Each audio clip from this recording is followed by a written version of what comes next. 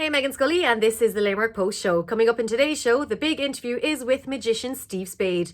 First up, though, the top stories in Limerick, and on Taoiseach Micheál Martin has decided to defer phase 4 of reopening our country, meaning that pubs and nightclubs will not reopen now until August 10th. And from Monday, July 20th, wearing face masks will be compulsory. Next up, and the Mayor of Limerick, Michael Collins, led the Commemoration Day that took place in Merchants Quay.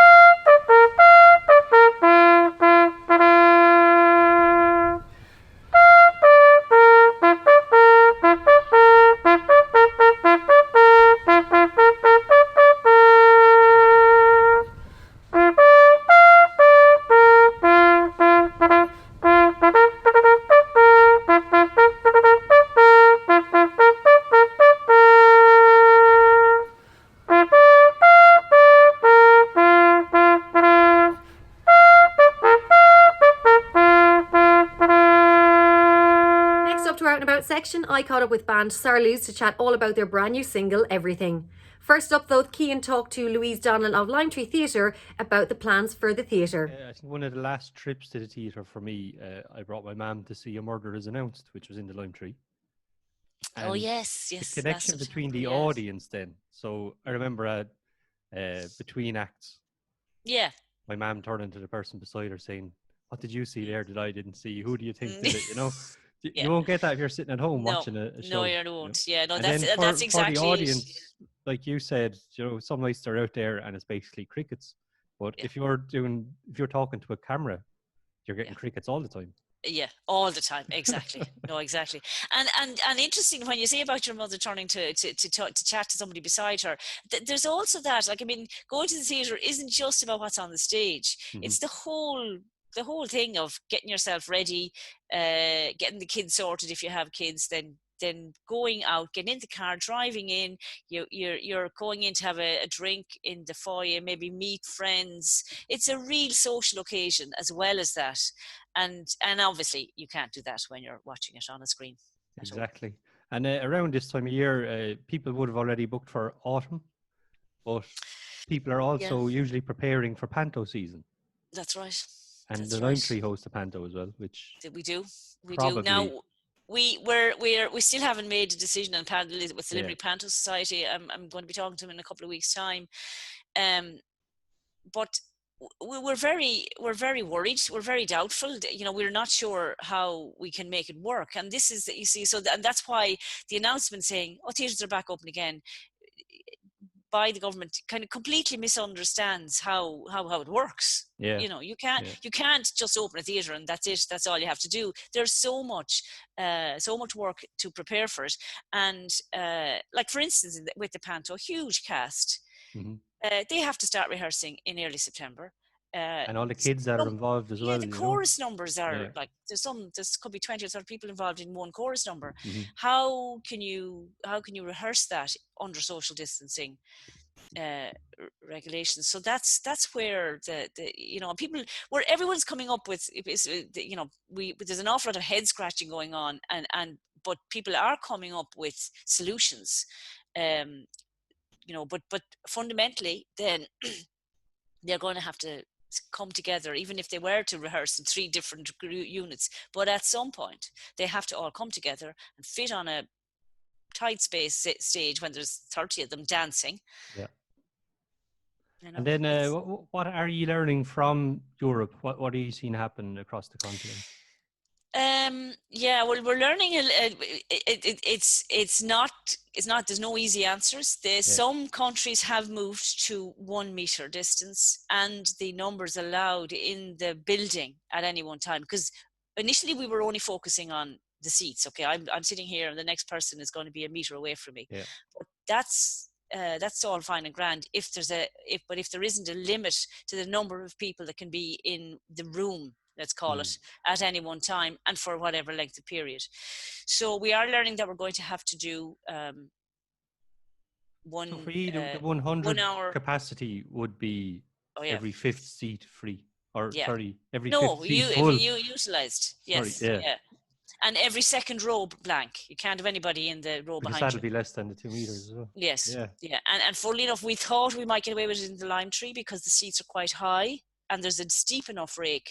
But we have our meter measuring stick and it's simply, no, it's about the person maybe 90 centimeters away, but that's not enough. That's because it's, you know, people want to feel, as well as that it's about the perception of the customer, people want to feel safe as well, and we can't be cutting corners. But it does come down to health and safety at the end of the day. It does at the Yeah. end of the day. So, you know, a strict 1 meter distance means we can't use there is we literally had to go in, and people might have seen pictures of us online. We had to go in and we had to sit the staff down in the various seats and measure the distance. And in some cases, if it becomes 1 meter, we can get on each alternate row, we can get one if they're diagonally between the person in front of them, but also the seat that has been occupied behind them.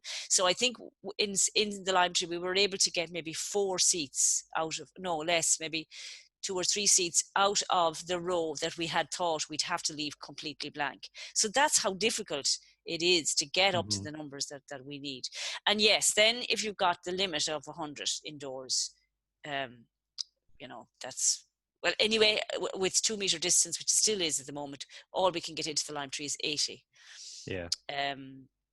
If it goes to 1 meter, we can get that maybe up to 160, 180, depending on how people come. If people come as a household and there's 3 or 4 and we can put them together, then we may be able to stretch it to 180. But again, that's, you know, it gets us to close to break even on a lot of stuff, but we will. It means we lose and in fact we've already lost them, all the commercial hires, all the work that we would, you know, where you'd sell out a show, you 510 people, so you make a profit on that show, which allows you to subsidize an awful lot of the shows that don't get in the 500, which there would be a good amount of them. So the loss of that really has been enormous. And but I suppose the upshot of it is that we're still all looking at different ways of and different types of shows as well. We will be able to program 1-man or 2-man shows. Man, I mean person, I suppose. You know, small casts where there won't be.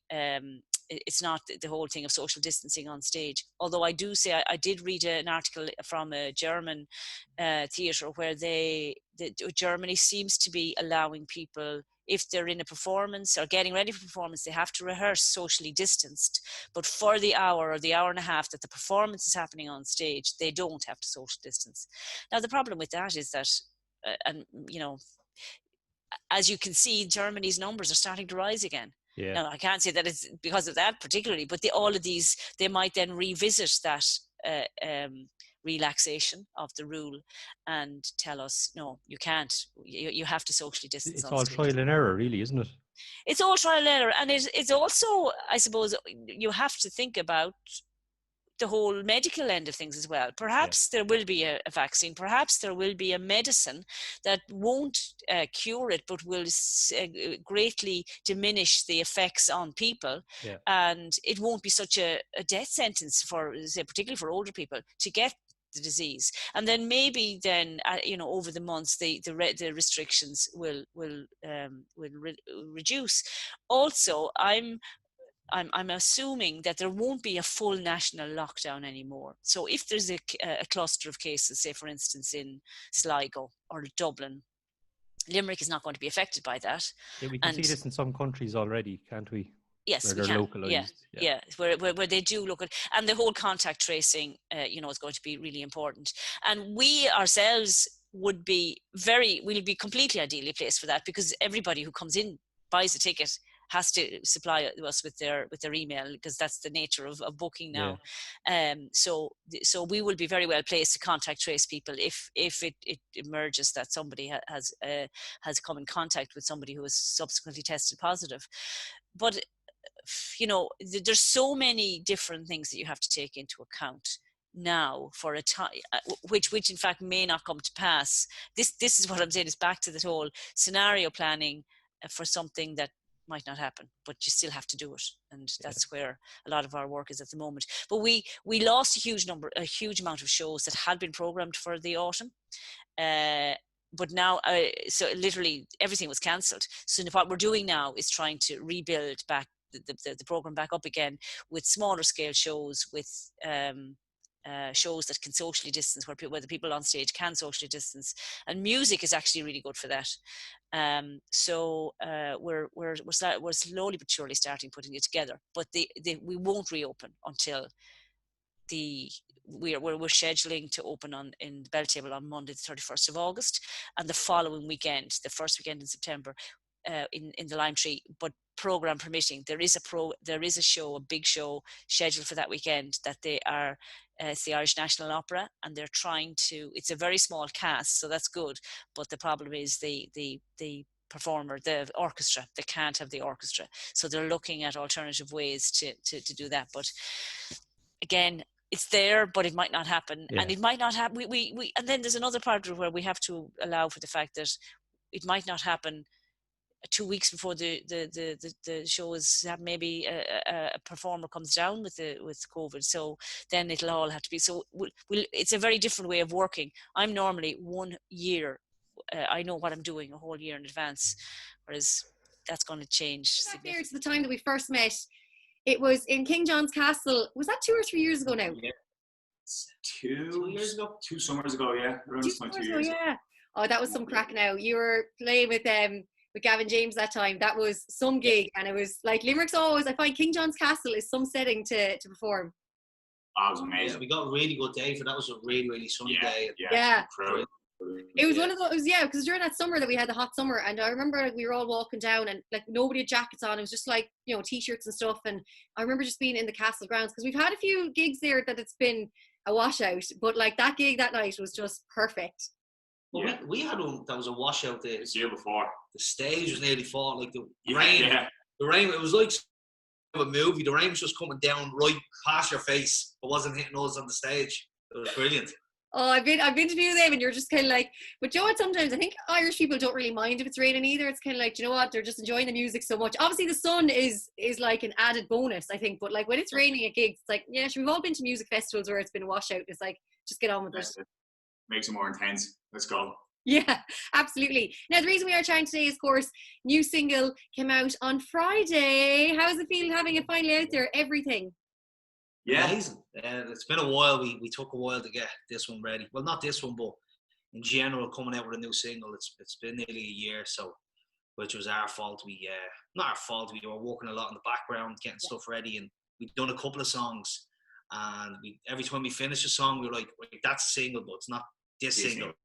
We need another one." So we were working on the next one, and we ended up doing, I think, 3 or 4 songs. 4 songs ready to go. And then as soon as we done this, we were like, "This is coming out in the next couple of weeks. We need to do it." So that's what I was going to say. Was it that moment? Was it like that magical moment where it was like, "Yeah, we got it"?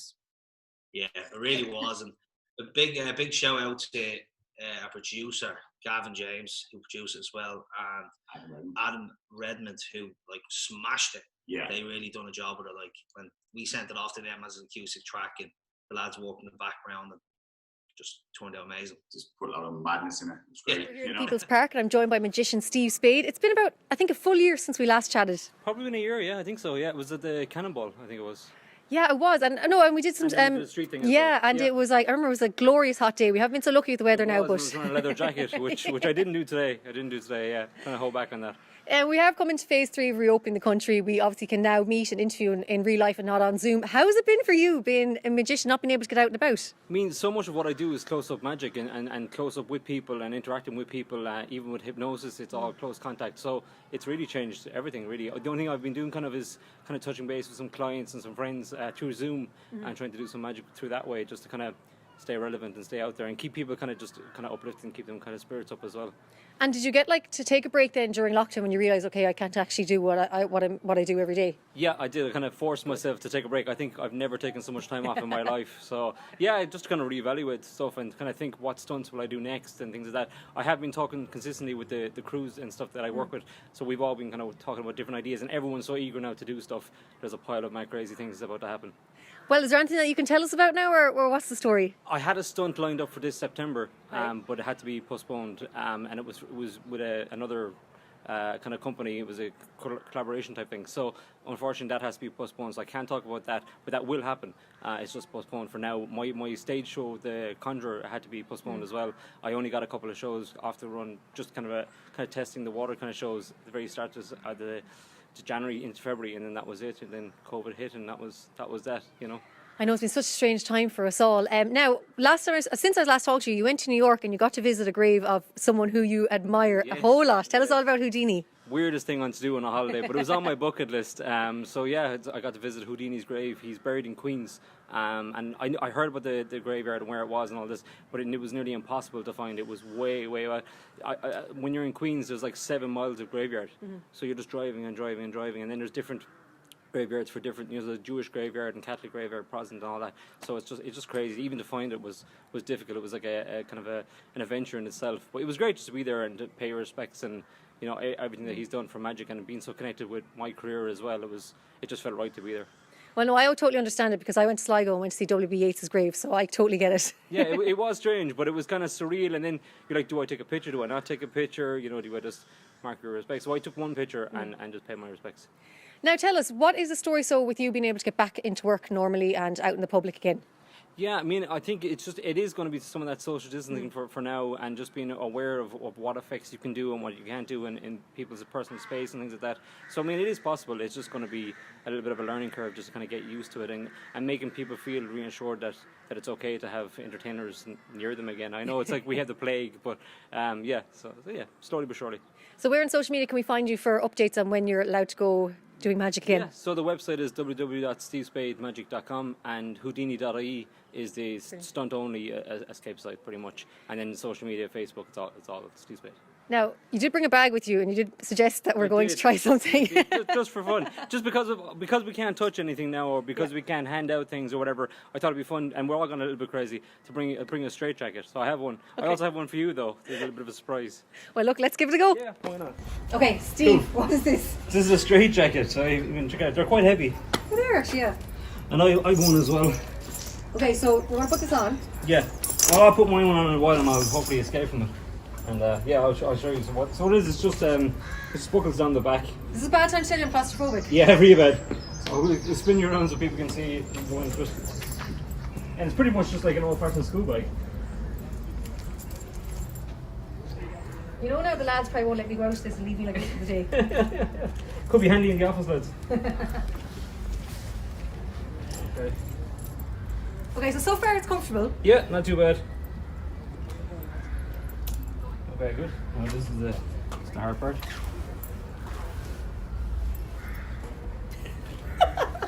The things I do for work. I know. Things I do for a living. Oh. There we go. And they don't use them anymore because they are quite restricting. Okay, well, I'll leave that as that. Yep. So the balance, try to get out of it. The bottom.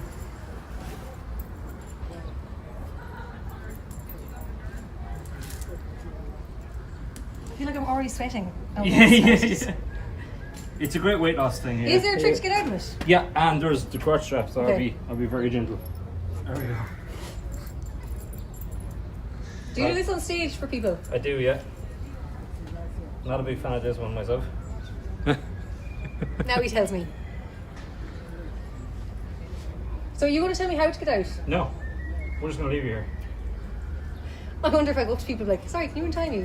Yeah, there you go. Okay, so now I'm ready. Yeah, so the technique normally is so basically this is actually really good for hugging yourself if you haven't had a hug in ages. And squats. Yeah, so yeah, you can feel how restricted it feels. Yeah, but I feel like I'm hugging myself. I'm trying not to panic here, so I'm just like trying to keep calm. Yeah, so that's it. I mean, you would have been left in that as a mental patient in the Victorian era and things like that. So it's hard going, and that's where the stunt came from. Houdini was in an asylum and he saw somebody struggling in one, and was like, instead of being sympathetic towards the person, he went, "That's a great idea for a stunt," and that's where the whole tradition came from. Okay. Yeah, in Canada, it was in a Well, it is actually, like the moment I feel kind of comfortable, as in I feel like I'm literally giving myself a hug, so I haven't had a hug in ages, so it's kind of... Yeah, it's kind of strange. Do you want me to take it off and you can put mine on me and then I'll get out of it? Well, how do you want to... Try escape first. You can try to escape if you want. I feel like it's... Oh, that's... Oh, yeah, the underneath Yeah, thing. so you're going to try to get your head up over your arm. Yeah, there you go. Oh! Yeah, that's one part. Yeah. Now Now you what? don't have fingers, Oh, yeah. so And I have to figure out how to get this. how would you... Oh, wait, do I'll it? go with this one first. Oh, no. Okay. I still don't have fingers, right? This is here hoping all these gym sessions start to pay off.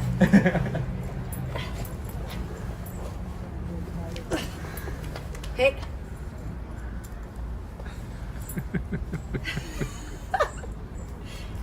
Just your average Tuesday at work. Absolutely.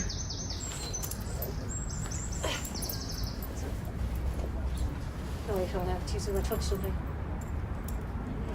We should have been timing you. Yeah. We'll check the camera. 20 seconds. Even though there's no admitted danger at the minute, you can imagine now if you were locked inside a box, the panic that you'd have, not being able to see. I think I'll not go being able straight to- jacket for now. I'll leave the box to you. Okay, want the last one? I think I am. Nope. One more. Oh, this is where my flexibility now comes. The lads are loving this, they're delighted. They're like payback next. or something.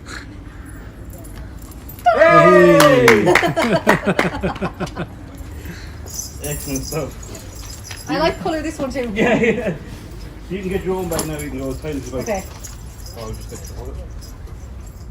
Want to come over this way, Meghann? Oh. That's it? Sorry. Okay, so you wear this now on. Yeah, so you just buckle it straight across.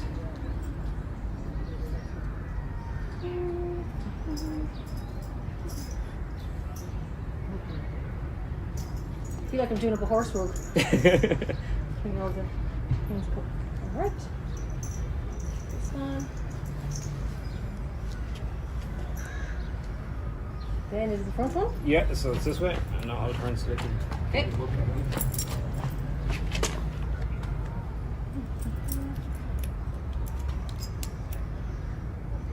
Then this one.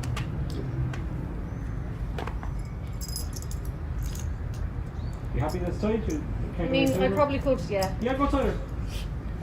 Oh, there we go. Now, all done. Do you want to do this one a bit tighter, or is this, Oh. can you just go tighter? Okay, go right to the end.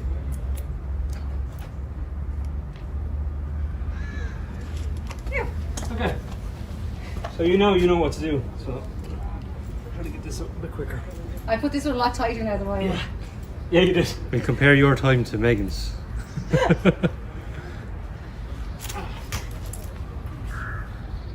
Oh, the mouth. Didn't think of that one.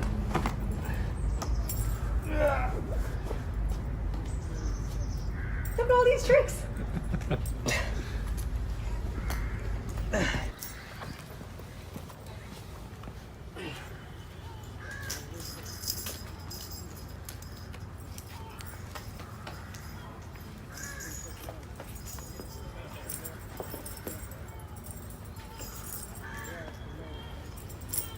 Oh, it's put it over your head. I didn't even think of that. There you go. Steve Spade. Very It's nice. been Now a you have the pleasure as tips. always. Yes, you can't be kidnapped now or anything. You'll be able to get out. You'll be fine. I feel like I'm ready now. Thank you so much for chatting to us on the show again. No of course. problem at all. I Very know welcome. next time we'll probably have another trick up your sleeve for us. Yeah, absolutely. Thank you. Thanks. For these stories and so much more, head over to limerickpost.ie/show. I'm Meghann Scully. This is the Limerick Post Show, keeping Limerick posted.